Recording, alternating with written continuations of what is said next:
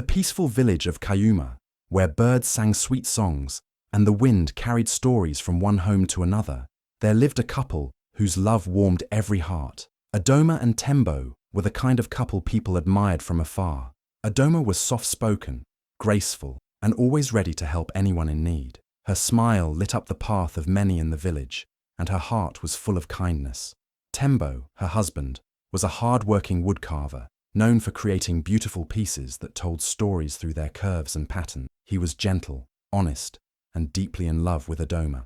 Together, they lived in a small but cozy home filled with laughter, respect, and joy. It wasn't the size of their house that made it beautiful. It was the peace and love that lived inside. Every evening, as the sun dipped behind the hills, the smell of Adoma's delicious spiced okra stew would float through the air, drawing smiles from neighbors passing by. Children would giggle as they ran past their home. Elders would nod in approval, and many would say, "Their love is like the morning sun, warm and consistent." Tembo never made a decision without asking Adoma. He cherished her wisdom and respected her words. They were a true team, supporting each other in everything. Even on hard days, their unity never cracked. They worked together, prayed together, and dreamed together. Adoma would often wait for Tembo to return from the forest with freshly carved wood, welcoming him with a warm plate of food and a warm smile. And Tembo, no matter how tired he was, would always say, "As long as you're here, Adoma, I have peace." Their marriage was admired throughout the village. Young couples wanted to be like them, and elders praised them for keeping love alive in a world full of distractions. But sometimes, when something shines too brightly, shadows begin to gather around it. People who don't understand happiness often try to destroy it. And in this little haven of love and peace, a dark cloud was silently creeping in, a storm neither Adoma nor Tembo saw coming. Because while they were busy loving each other and living in harmony, someone else was watching, someone whose heart was full of bitterness and jealousy, someone who didn't smile when others were happy. And slowly, quietly, this person's envy began to stir like a hidden fire beneath dry leaves. The peace in Adoma and Tembo's home, so strong yet so delicate, was about to be tested in the most unexpected way. What began as a tale of love and harmony would soon twist into a story of betrayal, pain, and powerful lessons. But for now, in that little house by the whispering trees, everything was perfect, or so it seemed. One rainy afternoon, as the sky poured heavily over the village of Cuma, a figure appeared at the entrance of Tembo's compound. It was Daku, Tembo's younger brother, returning from the city after many years. His clothes were worn and dirty, his face tired and hardened by the struggles of life. But despite his shabby appearance, Tembo's heart swelled with brotherly joy. Without hesitation, he welcomed Daku with open arms. "You are home now," Tembo said, as he led him inside, offering dry clothes, warm food, and a soft place to sleep. Adoma, ever kind and thoughtful, prepared a special meal for him that evening. She smiled gently, treating Daku not as a guest, but as family. She made sure he was comfortable, and even washed his dusty clothes herself. She showed him the same care she gave Tembo, but behind Daku's forced smiles and quiet nods was a heart full of something darker. He looked around and noticed how peaceful the house was. He noticed how Tembo would ask Adoma's opinion before making decisions. He noticed how neighbors stopped by, just to greet Adoma with respect. Even the children from the village ran to her with joy. And instead of feeling grateful, Daku's heart grew bitter. Every small gesture of love between Adoma and Tembo felt like a stab to his pride. He couldn't understand why his brother, a simple woodcarver, had so much happiness while he, who had tasted city life, had returned empty-handed and broken. Day by day, Daku's eyes followed Adoma, not with admiration, but with envy. He watched how she managed the home with grace, how Tembo listened to her words, how the village women spoke highly of her. It burned him inside. He began to tell himself, "She acts like the queen of this house, like she controls everything, but I'll show her that she's nothing." At night, Daku would sit in silence, pretending to be tired, but his mind was filled with plans. He didn't want to just live under Tembo's roof. He wanted to destroy the very foundation of their peace. He wanted to create division. His heart was already poisoned by jealousy, and that poison was slowly spreading into his thoughts, twisting every innocent thing into something ugly. Even Adoma's kindness annoyed him. Her smile made him feel small. Her goodness made him feel worse about himself. Yet, Tembo and Adoma remained unaware. They thought they were helping family, offering love to a brother in need, but in reality, they had unknowingly invited a snake into their peaceful garden. And while the rains outside washed the village clean, something dirty and dangerous was beginning to grow quietly inside their home. Daku didn't come just to rest. He came with the bitterness of failure, and that bitterness was about to turn their lives upside down. The warmth he received was met with cold intentions. The kindness he was shown was returned with silent hatred. The house that once echoed with laughter would soon tremble with tension, and all because of the darkness hiding behind Daku's fake smile. Every day, as Adoma moved about the house with grace and warmth, Daku watched her closely, but not with admiration. He watched her with silent bitterness. She would serve him food with a gentle smile, offer him extra pieces of meat, and even ask about his health. But Daku's heart remained dark. He never saw her kindness as genuine. In his twisted mind, every act of love became a reason to hate her more. The more she smiled, the more he burned inside. The more Tembo respected her, the more Daku's envy grew like wildfire. He began to observe her every step. When she greeted a neighbor kindly, he whispered to himself, "She's pretending to be perfect." When she gave food to a hungry child, he muttered, "She's just showing off." Even the way she helped Tembo organize his tools or sweep the compound irritated him. To Daku, nothing Adoma did could ever be innocent. His mind twisted every pure act into something suspicious. He started believing his own lies, convincing himself that Adoma was playing a role to control everything. What made him angrier was how Tembo listened to her. Whenever Tembo wanted to make a decision, he would ask Adoma first.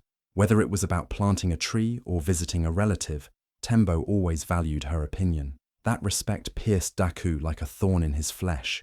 He couldn't understand how a woman, just a village girl, could hold such power in a man's home. He thought to himself, "She walks around like a queen. Everyone bows to her words. But I'll bring her down from that throne. I'll make sure Tembo sees her for what she truly is." Daku began to talk to himself often in whispers, planning silently in the shadows. He studied Adoma's routine, when she fetched water, when she cooked, when she spoke to the neighbors. He stored every little detail in his bitter heart, not for appreciation, but for destruction. He wanted to use her own kindness as a weapon against her. He believed, if I twist her good deeds into something dark, my brother will start to doubt her, and once doubt enters his heart, her throne will crumble. Even in the middle of the night, while the house was quiet and the crickets sang softly outside, Daku lay awake, turning his jealousy into wicked ideas. He imagined how he could lie without getting caught. He thought of small things he could say to slowly poison Tembo's mind. He knew he couldn't attack Adoma openly. She was too loved, too respected. But he didn't need to shout. A whisper, a glance, a planted idea, that was enough to begin the destruction. Daku didn't want just a place in the house.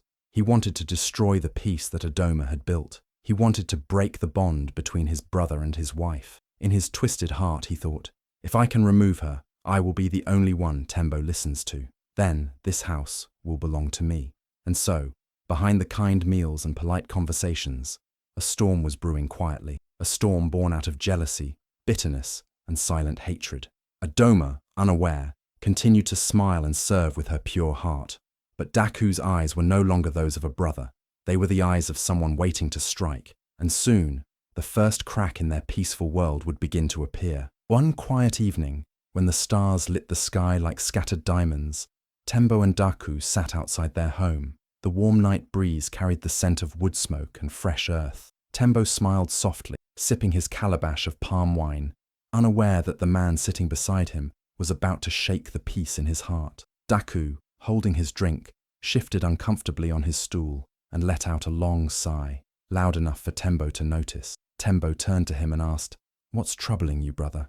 Daku hesitated, pretending to wrestle with his thoughts. He rubbed his hands together, then looked at the ground, as if burdened by a heavy secret. "Brother," he said slowly, "I've held this in for too long. I didn't want to speak, but I can't keep silent anymore. I only speak because I care about you."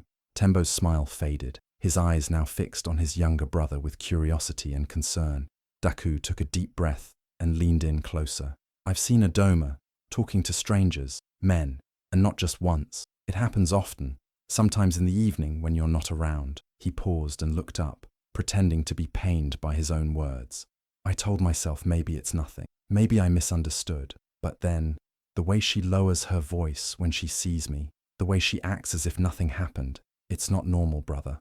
Tembo's face stiffened. His heart skipped a beat. He wanted to laugh it off, to say Daku was imagining things. After all, he knew his wife, her heart, her spirit. But Daku didn't stop there. He continued softly. I didn't want to bring this up. I feared it would hurt you, but I'm your brother. If I don't tell you, who will? I just want you to open your eyes, Tembo. Not everything that looks perfect is truly perfect. Tembo didn't respond immediately. He stared ahead into the darkness, gripping his cup tighter. His thoughts swirled like dust in a storm. He remembered Adoma's smile, her loyalty, her daily prayers, the meals she prepared with love. Could it be true? Could she really be hiding something? His heart said no, but Daku's words had planted a small seed of doubt, a seed that would begin to grow, even without his permission. Daku noticed the change in Tembo's expression. He saw the crack forming in the once solid wall of trust, and inside, he smiled quietly. His plan was working. He didn't need to prove anything. He just needed to make Tembo question the woman he loved. That question alone was enough to shake a foundation built on years of love. From that night, Tembo began to observe more closely. When Adoma stepped outside to fetch water, he watched. When she spoke to neighbors, he listened for any strange tone. He tried not to show it, but Adoma felt the shift. The warmth in his eyes was dimmer. The softness in his voice faded. She couldn't understand why. And that's how it begins. Not with loud fights or obvious betrayal, but with whispers under the moonlight and doubts wrapped in concern. A man who once saw only love in his wife now started to look for signs of wrongdoing. Daku had done what he came to do. He planted the seed, and that seed would soon begin to grow thorns in the heart of a once peaceful home. Daku's evil plan grew darker with each passing day. The small seed of doubt he planted in Tembo's heart was now growing into a thorny bush of suspicion. But Daku wasn't done. He wanted more. He wanted to destroy Adoma completely. So, he began spreading more dangerous lies, carefully twisting everyday actions into ugly stories. One morning, as Adoma handed Daku a bowl of soup, he smirked and later told Tembo, "She touched my hand on purpose." Her eyes were not innocent. When Adoma laughed at a joke he made during dinner, he claimed she was flirting. He started pretending to avoid her, acting uncomfortable around her, just so Tembo would believe something was wrong. Daku even went further. He sneaked into Adoma's belongings and planted a bracelet he had stolen from the market, making it look like Adoma was hiding it. Then came the most heartbreaking day. It was a bright morning, and the village square was busy with voices and footsteps. Daku rushed out of the house, tears in his eyes, holding the bracelet in his hand. He shouted loudly, "People of Cuma, help me! My brother's wife has been trying to seduce me. She even stole from the market and hid this bracelet in her clothes." People froze in shock. Whispers started instantly. "What? Adoma? Is it true?" The crowd gathered quickly. Daku pretended to cry harder, pointing to the bracelet. "I didn't want to say this, but I can't live with such shame anymore. I am afraid to stay in that house." Tembo stood there, silent, ashamed, his heart heavy with confusion. His eyes looked at Adoma, who stood behind him, frozen, pale, her lips trembling. "This is not true," she whispered, but her voice was so soft, no one could hear her over the noise of gossip. The villagers, who once smiled at her every morning, now looked at her with disgust. Some shook their heads. Others covered their mouths in disbelief. Children ran past her, pointing and laughing. Women she once helped now walked away from her, as if she was a curse. Adoma's world crashed in that very moment. The woman, who was once loved and respected, had become the center of shame and mockery. Tembo, confused and angry, walked away without a word. His silence was louder than 1,000 insults. Adoma's heart broke into pieces. Her husband, the man who once held her hand with pride, now doubted her innocence, and all because of a wicked lie. She sat alone in her home that night, staring at the walls that once echoed with laughter and peace. Her soul was heavy. Her eyes were dry. There were no more tears left to cry. Her heart screamed, but no one could hear. She asked herself, "What have I done to deserve this pain?" The village continued to whisper. The shame was like smoke. It followed her everywhere. The only thing louder than the lies was the silence of those who once loved her. Daku had succeeded in breaking her spirit, but little did he know, life had a way of turning tides. And karma, though silent, never forgets. Adoma sat alone in the corner of her room, where the walls seemed to echo her silent cries.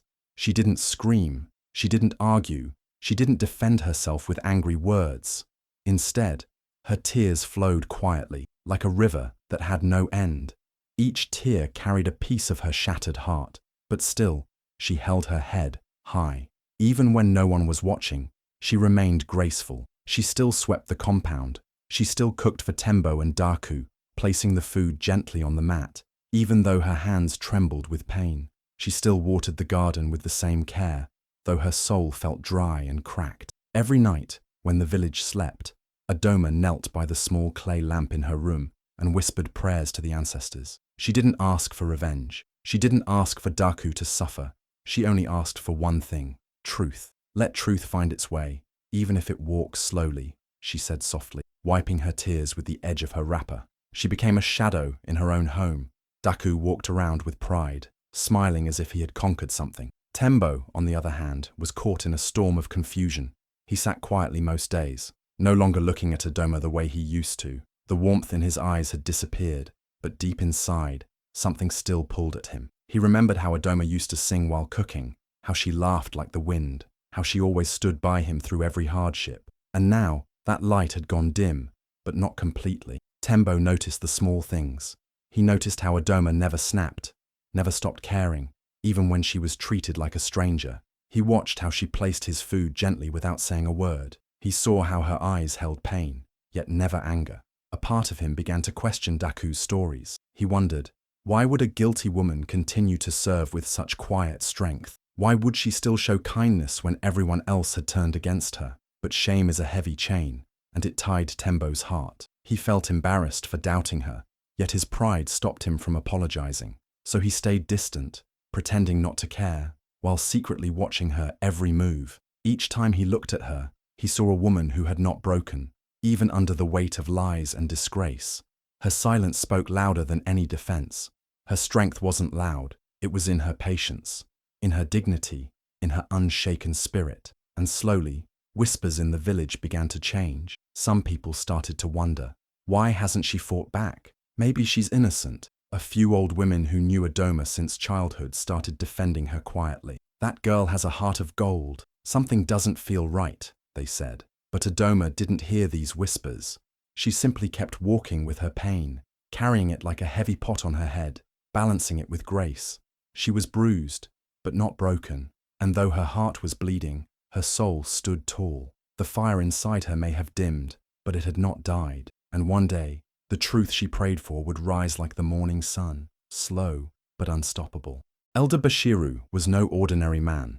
His hair was silver like the moon, and his words carried the weight of many seasons. He had seen generations grow and fall, and his wisdom was respected across Cuma. One evening, as the sun dipped behind the hills and the sky turned orange, Bashiru walked slowly toward Tembo's compound. He had heard the whispers, the rumors, and the silence that now hung in the air like a thick fog. But what troubled him most was the change he saw in Adoma, a woman who once glowed with laughter and kindness, now moved like a wilting flower. He didn't come with questions or judgment. He simply sat beside Adoma on the old wooden bench under the mango tree. For a while, he said nothing. The only sound was the rustle of leaves and the distant cry of a goat. Then, gently, he spoke. "Child, I see the storm in your eyes. The wind in this village is heavy with whispers, but not all whispers are truth, and I have lived long enough to know when something doesn't smell right." Adoma lowered her eyes, holding back tears. She wanted to speak, but her voice was trapped behind the wall of pain. Bashiru placed a comforting hand on her shoulder and continued. "When a tree starts to rot, it's not always the leaves you must blame. Sometimes, it's the termites hidden inside." From that day, Elder Bashiru began to watch more closely, not Adoma, but Daku.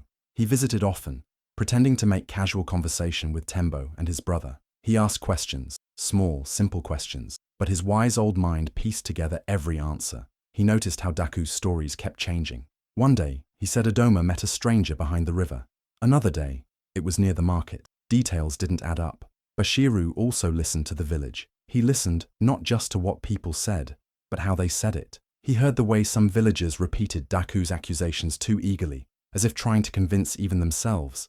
He saw how some avoided Adoma not because they believed she was guilty, but because they feared becoming part of the gossip circle. And most importantly, he observed Daku's behavior. The boy who had once returned from the city looking lost and humble now strutted with confidence, as though he had conquered a throne. One afternoon, Bashiru found Daku sitting under a tree, sharpening a knife. He sat beside him and asked, "Daku, how is life in Tembo's house treating you?" Daku chuckled and said, "Much better now, elder. Things are falling into place."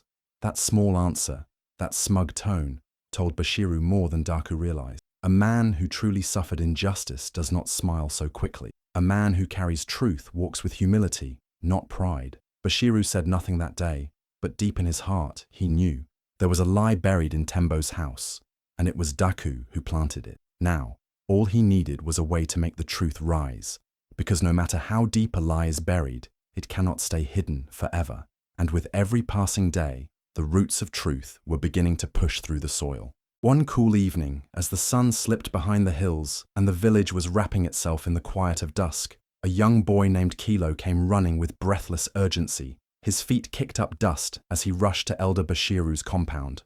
His eyes were wide with excitement and fear. "Elder! Elder!" he shouted.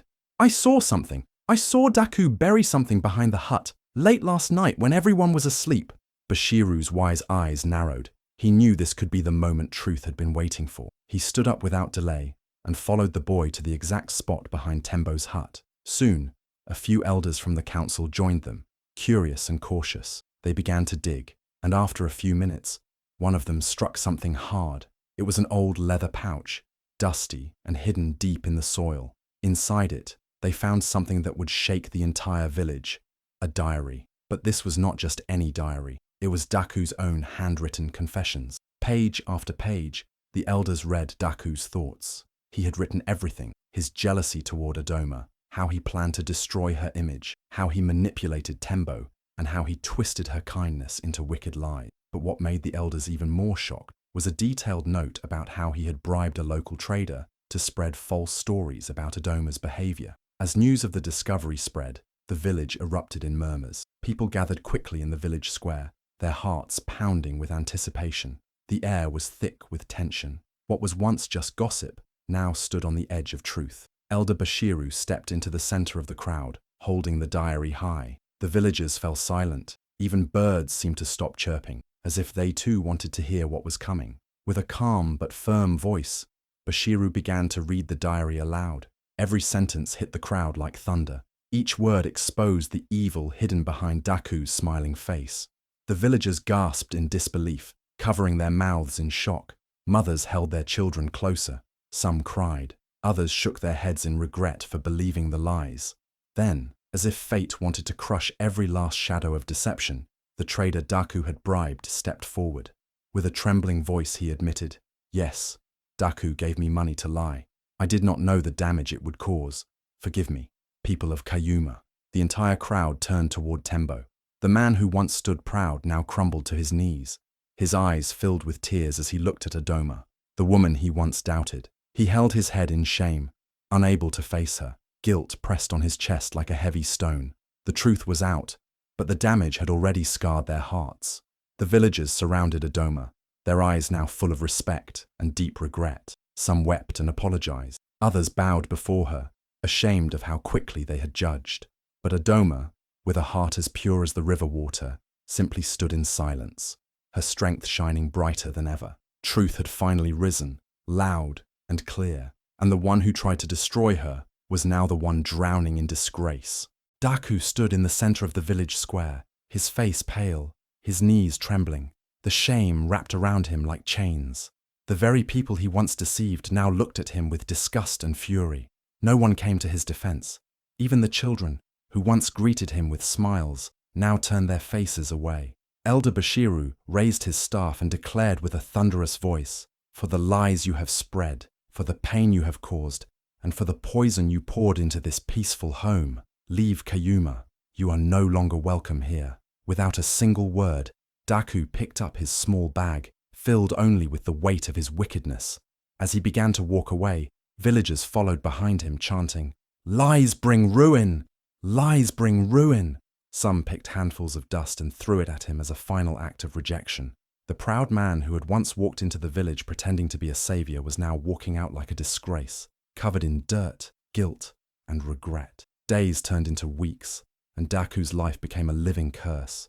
No village wanted him. Wherever he went, the winds carried the story of his betrayal. People shut their doors on him. Children ran away when they saw his face. He begged for food under the scorching sun and shivered under the cold night sky. The same lies he created became thorns under his feet. He became a shadow of the man he once was, lonely, broken, and forgotten by the world. Karma followed him like a shadow, never letting him rest. Back in Cuma, the pain still lingered, but truth had finally found its voice. Tembo, filled with regret, stood before Adoma. His heart was heavy with sorrow, and his eyes couldn't meet hers. Slowly, he dropped to his knees, his voice trembling. "Adoma, I failed you," he whispered. "I allowed doubt to blind me. I let my brother's poison enter our home. You were innocent, and I turned away from you when you needed me most." Adoma stood in silence, her heart aching from all the wounds she had silently carried. Tears rolled down Tembo's cheeks as he held her feet, sobbing. "Your silence was louder than 1,000 cries," he said. "You didn't fight with words, but your strength fought louder than any storm." The villagers gathered around, witnessing the moment. Some wept, some bowed their heads in shame for ever doubting her. Adoma, though hurt, looked down at Tembo. She saw a man broken by guilt, but also a man willing to make things right. Her heart, still bruised, chose healing over hatred. Though scars remained, Adoma's grace began to restore peace in their home. Tembo never stopped honoring her again, and the story of Adoma's strength, Daku's lies, and Karma's wrath became a tale told by elders to remind the younger ones. Truth may be silent for a while, but when it rises, it roars louder than thunder, and lies, no matter how clever, always fall beneath the weight of truth. Adoma stood tall once again, not just as a wife, but as a symbol of strength, dignity, and silent resilience. Though her heart had been bruised, she chose forgiveness. She looked into Tembo's tearful eyes and said softly, "I forgive you, but forgiveness does not erase the pain." Her words were kind, but they carried the weight of all the silent tears she had shed. Tembo wept, knowing that while she had opened the door to reconciliation, it would take time to rebuild what was broken. He vowed to himself to spend the rest of his days making it right, not just with words, but with actions that spoke louder than promises.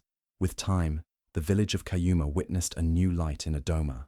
Elder Bashiru, who had always seen the truth behind her silence, invited her to join the village council of women. It was the first time a woman was honored with such a role in Cayuma's history. She became a voice of wisdom, a guide for young women, and a comfort to those who felt unheard. Every word she spoke carried the strength of her journey. She taught the women, pain does not define you. Grace in pain is your true power. Mothers began to tell their daughters the story of Adoma. Around evening fires, her name became more than a memory. It became a lesson. "Let no lie break your spirit," they would say. "The truth may sleep, but it never dies."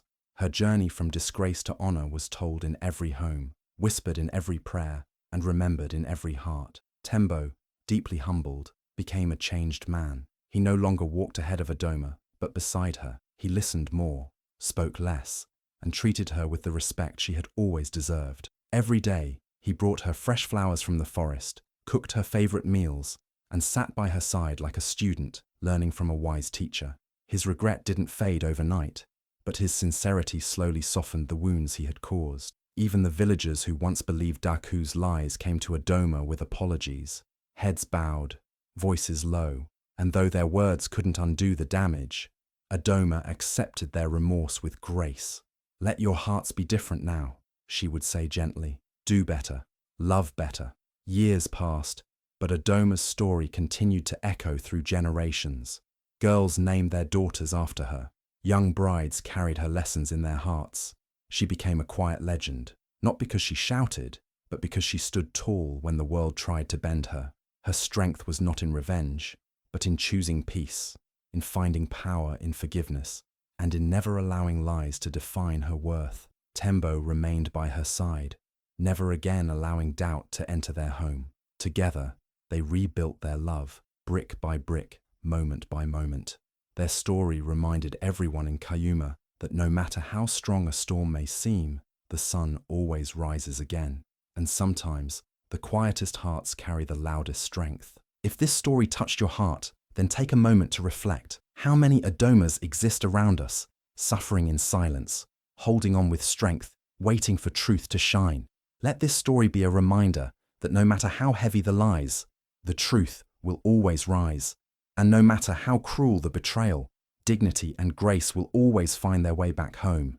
If you believe in justice, if you believe in love that heals, if you believe in the power of a woman's strength, then help us spread this powerful message. Please like this video, share it with someone who needs hope, and subscribe to our channel for more heart-touching stories like this. Your one click can inspire someone, heal a soul, or even change a heart.